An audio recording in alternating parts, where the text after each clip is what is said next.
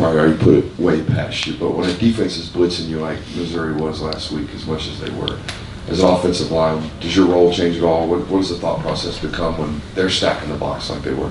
I think a lot of it has to do with remember what's happening during that play. So when you go on the sideline, you can make adjustments on the side, what they're doing to give something away or something like that so they can get it back up to the box. And then I think a lot of it just involves getting big.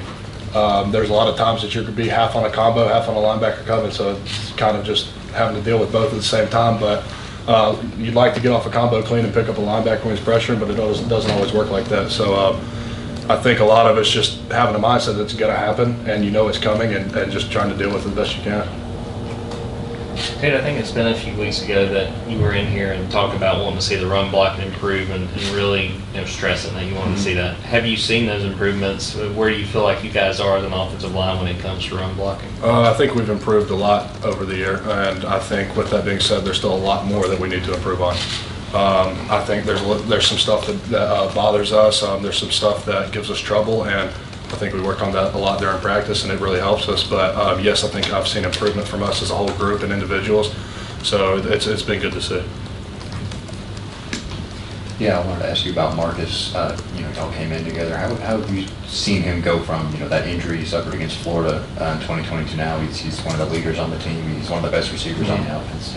Like you just said, he's really stepped into a leader role, and I think he did a really good job during that time of kind of staying in during rehab and improving himself. And he's waited his turn, and now that it is his turn, he's stepped into that leadership role and has become a big vocal voice of our offense and our team. I think he's done a really good job.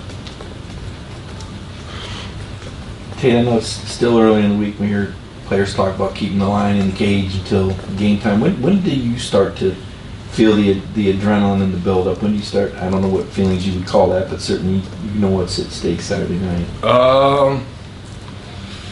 It's a hard question. When I first got here? Well, I mean, just in general, about when a game's coming up, when do you start getting that feeling about what's about to go down?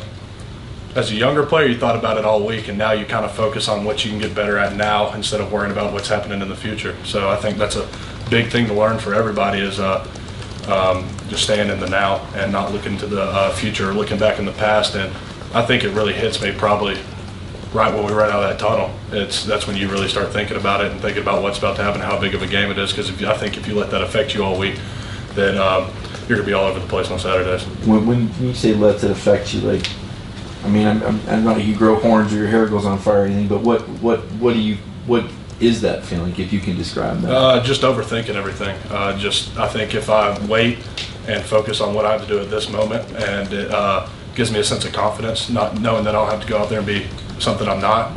I just got to go out there and do my job to my best ability.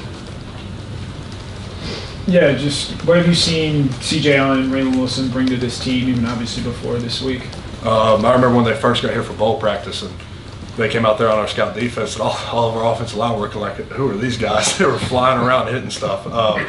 But I've definitely seen them growing up a lot since they've been here, and now it's been kind of forced on them, so they've really tried to step up into that, and I think they've done a really good job.